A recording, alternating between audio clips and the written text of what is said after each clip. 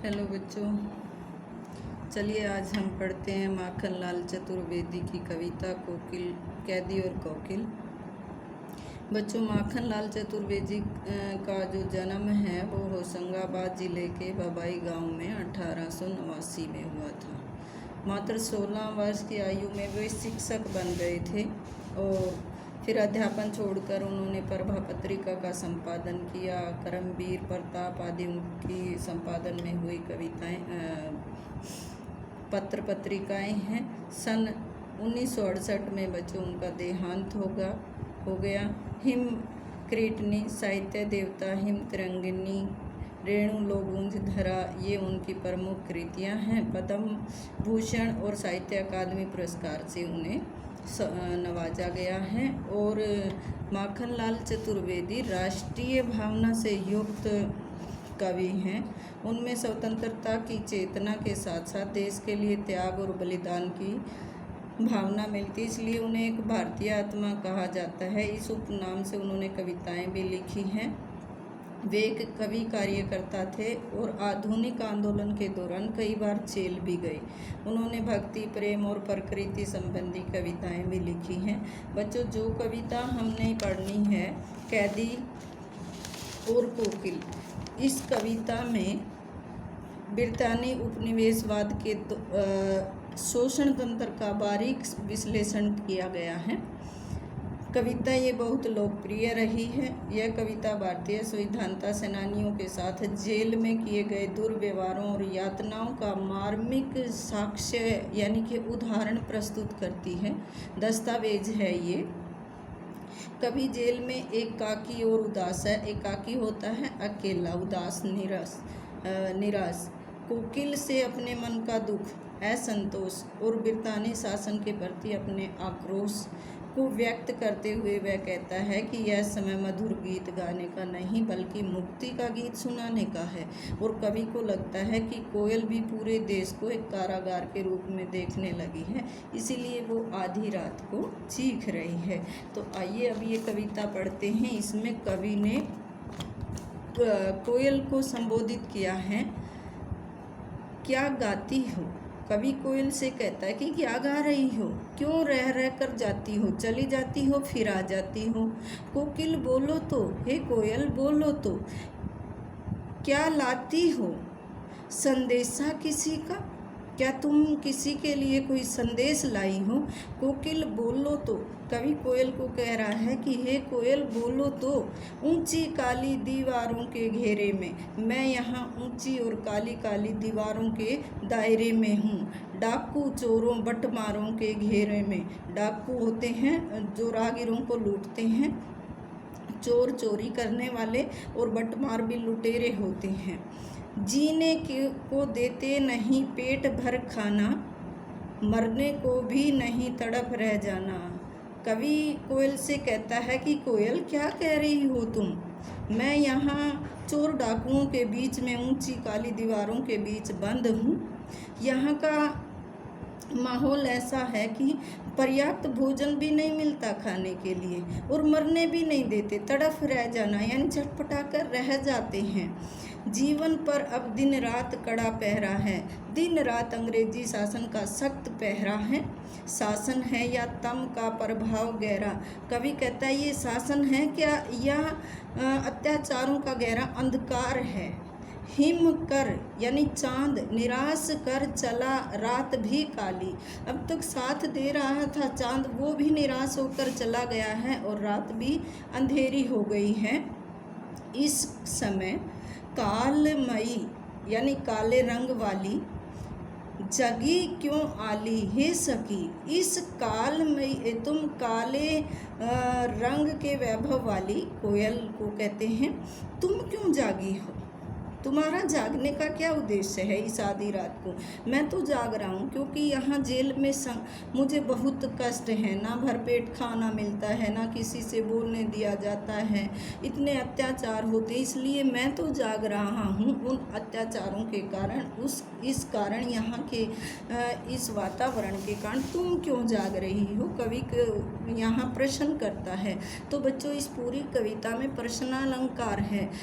देखो, क्या लाती हो, क्या गाती हो, यहाँ प्रश्न किया गया है। रह रह कर में पुनरुक्ति अलंकार है, संबोधन शैली है इसकी, करुण रस है, प्रसाद गुण है, और यहाँ संबोधन शैली है, करुण रस है, मार्मिक सहज सरल साहित्यिक खड़ी बोली है।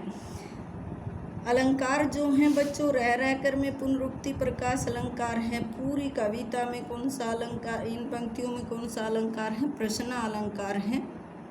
तो कवि ने यहाँ कोयल को संबोधित किया है कि हे कोयल, तुम बार बार क्यों आती जाती हो? क्या मेरे लिए किसी का संदेश लाती हो?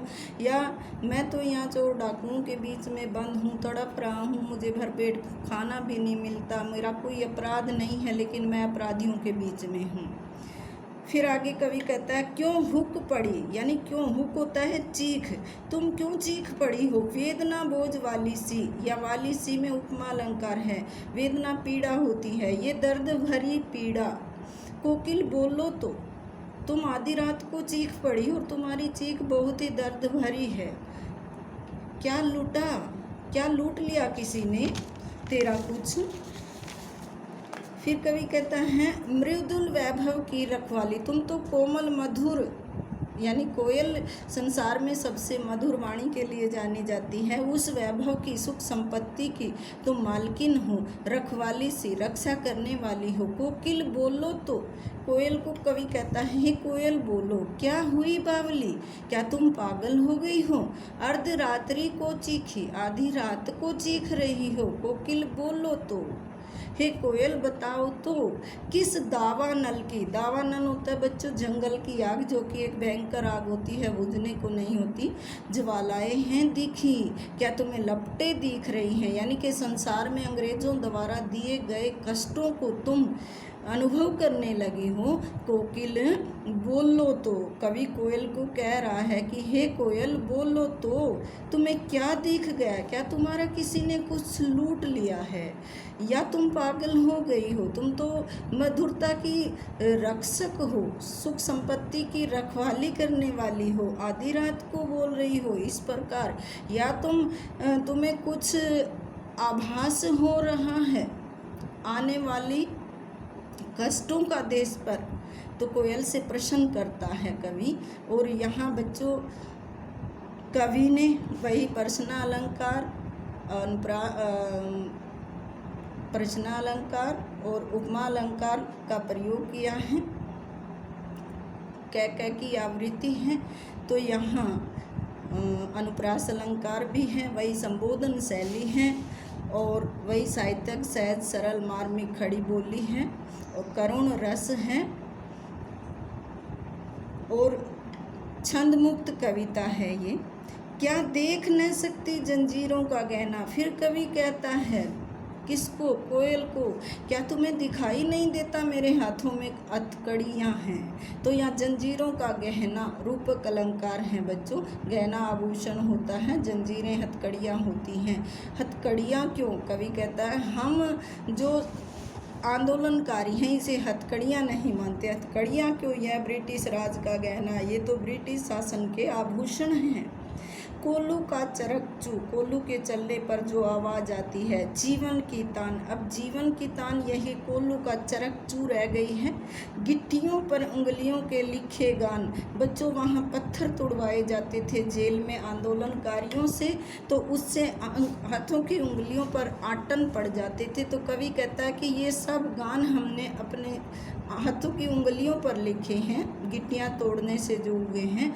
हूँ मोठ खींचता लगा पेट पर जुआ, मोठ बच्चों कुएं से पानी खींचने के लिए, पूर्व कुएं को कहते हैं, उसे चरसी होती है या ढोल जिसको कहते हैं, उसे वो खींचना होता पानी भर भर के। पेट पर जुआ, जुआ बैलों को बांधते थे, आपने आप भी देखा होगा बुग्गी वगैरह में जब बैल जोड़ते हैं तो दोनों साइड दो बैलों वाली बुग्गी में जुआ लगा होता है आगे। तो पेट पर बैलों की तरह जुआ बांधकर खाली करता हूँ ब्रिटिश अकड़ का कुआं। ब्रिटिश अकड़ का कुआं यहाँ भी रूपक अलंकार है बच्चों, यानी ऐसा करके उनके द्वारा दी गई यातनाओं को खुशी खुशी सहन करके हम ब्रिटिश जो सरकार है, शासन है, उसकी अकड़ तोड़ते हैं, उसका घमंड, क्योंकि वो हम अपने आंदोलन से पीछे हट जाएं इसलिए हमें ये सजाएं दे रहे हैं, पर हम उनकी अकड़ को कम करते हैं। ऐसा करके दिन में करुणा क्यों जगे रुलाने वाली, इसलिए रात में गजब ढा रही आली। आली सखी होता है या कोयल है। तो कवि कह रहा है कि मुझे लगता है तुम भी मेरा साथ देने वाली वो मेरी सखी हो, इसलिए दिन में नहीं बोलती, क्योंकि दिन में बोलोगी तो ये भाव रुलाने वाले जग जाएंगे, इसलिए रात में तुम ये जुल्म ढा रही हो। तो यहाँ भी बच्चों कवि ने वही संबोधन शैली और अपनी करुण रस पूरी कविता में है, यहाँ अपनी मार्मिक पीड़ा को व्यक्त किया है कि क्या क्या काम करते हैं, क्या क्या काम करवाया जाता था आंदोलनकारियों से, जेल में यातनाएं किस प्रकार की दी जाती थी ताकि वे अपनी राह से हट जाएं। तो लेकिन आंदोलनकारी उस जुल्म को हंसते हंसते सहन करते थे, उनकी दी हुई पीड़ाओं को उनको दिखाते थे कि वो खुश हैं, वो पीछे हटने वाले नहीं हैं, इसलिए उनको आभूषण समझते थे। इस शांत समय में, रात्रि का समय अत्यंत शांत होता है, सन्नाटा होता है, अंधकार को भेदना होता है चीर कर। रो रही क्यों हो, यानी तुम अपने मरुधल वैभव के गीत नहीं गा रही, तुम भी चीख रही हो, रो रही हो। कोकिल बोलो तो चुपचाप मधुर विद्रोह बीज, क्या तुम्हारा भी ये अंग्रेजी शासन का विरोध करने का एक तरीका है। तो यहाँ विद्रोह बीज में रूपक अलंकार है, यानी चुपचाप मधुर बीज, मधुर मीठे होते हैं, कि तुम इस तरह विद्रोह का बीज बो रही हो, यानी खिलाफत की कर रही हो, इस भांति बो रही क्यों हो कोकिल बोलो तो यहाँ कवि कोयल से प्रश्न करता है कि तुम इस शांत समय में इस अंधकार को चीख कर क्यों बोल रही हो। हे कोयल बोलो तो, क्या तुम ऐसा करके तुम भी हमारी तरह आंदोलनकारी हो, तुम भी लड़ाई लड़ रही हो, आंदोलन में शामिल हो रही हो। अब देखो कवि कोयल से अपनी तुलना करता है, काली तू रजनी भी काली, तू भी काली है और ये रात भी काली है, शासन की करनी भी काली, करनी होता है कार्यक्रम, शासन अंग्रेजी शासन की जो सरकार है उसके कर्म भी काले हैं। काली लहर कल्पना काली, चारों तरफ उनकी इस काली सोच का प्रभाव है, उनकी सोच भी काली है। मेरी काल कोठरी काली, जिस कोठरी में यानी वो छोटा कमरा जिसमें मुझे बंद किया गया है वो भी काला है। टोपी काली कंबली काली, जो मुझे पहनावा पहनाया गया है यहाँ उसमें मेरी टोपी भी काली है, ओढ़ने को दिया गया कंबल भी काला है। पैरे की हूँ कृति की ब्याली और मेरी लो श्रृंखला काली, जिन सलाखाओं के पीछे मुझे बंद किया गया है वो भी काली हैं। पैरे की अंकुरिति की बयाली, जो पहरेदार है उसकी जो जुबान है, हुंकार है, वो काली नागिन की तरह है। बयाली नागिन को कहते हैं हुंकृति, यानी हुंकार। तिस पर है गाली, उस पर भी गाली, ऐसा परिवेश है, कोठरी काली है, सब काले हैं और उस पर भी गाली, किसके द्वारा, पहरेदारों द्वारा दी जाने वाली गाली। हे आली, हे सखी, इस काले संकट सागर पर, संकट सागर तो यहाँ ब्रिटिश शासन रूपी संकट कहा है, उसको समुद्र के समान कहा है काला। तो यह रूपक अलंकार है। मरने की मदमाती, तू मरने को मदमाती है, उतावली है, तेरे अंदर इतनी मस्ती भरी हुई है। कोकिल बोलो तो, अपने चमकीले गीतों को क्यों कर माने कैसे हो तैराती कोकिल बोलो तो, इस इतने भयंकर परिवेश में जहाँ सब कुछ काला है, सोच भी काली, सब कुछ, तुम अपने मधुर गीत कैसे गा लेती हो। हे कोयल बोलो तो यहाँ कवि ने वही संबोधन शैली, करुण रस, तत्सम तद्भव शब्दावली, साहित्यिक सहज सरल खड़ी बोली यानी कि मार्मिक भाषा का प्रयोग किया है। और संबोधन शैली है तुलनात्मक, तुलना की है कवि ने। तो यहाँ कै काल कोठरी काली अनुप्रास अलंकार है, उल्लेख किया है तो उल्लेख अलंकार है। अब आगे कवि कहता है अपनी ओर उसकी तुलना करते हुए, मुझे मिली हरियाली तुझे मिली हरियाली डाली, तुझे हरी भरी डाली मिली है पेड़ की, मुझे नसीब कोठरी काली, मेरे भाग्य में ये काली कोठरी है, तेरा नभ भर में संचार, नभ होता है आकाश, भर पूरा, संचार घूमना फिरना, तेरा नभ भर में संचार, मेरा 10 फुट का संसार, और मेरा सारा ये 10 फुट की कोठरी है, इसी के अंदर यही सीमित दायरा मेरा पूरा संसार है। तेरे गीत कवावे वाह, तू जो गाती है तो लोग वाह वाह करते हैं, तेरी प्रशंसा करते हैं। रोना भी है मुझे गुनाह, और मुझे यहाँ रोना भी गुनाह है, क्योंकि मैं रो भी नहीं सकता इतने कष्टों के बीच, नहीं तो क्या माना जाएगा, वो मेरा अपराध कसूर माना जाएगा। देख विषमता तेरी मेरी, देख भिन्नता तेरी और मेरी, बजा रही तिस पर रणभेरी, मुझे पता है इस पर भी तू रणभेरी यानी युद्ध के समय बजने वाला बिगुल बजा रही है। इस हुंकुरती पर, तुम्हारी इस हुंकार पर, अपनी कृति से, अपनी कृति यानी कि अपनी रचना से और कहो क्या कर दूं, प्रश्न करता है कवि कोयल से, बताओ मैं इतना कुछ कर रहा हूँ, मैं तो यहाँ बैठकर अपनी रचनाएं कर सकता हूँ, और इससे आगे बताओ क्या करूँ। कोकिल बोलो तो मोहन के व्रत पर, मोहन है महात्मा गांधी ने जो प्रण लिया है, प्राणों का आसव यानी अपने प्राणों का रस किस में भर दूँ, यानी उस व्रतधारियों के लिए मैं अपने प्राणों का रस किस में भर दूँ। कोकिल बोलो तो, हे कोयल बोलो तो, यहाँ भी प्रश्नालंकार, संबोधन शैली और रूपक अलंकार,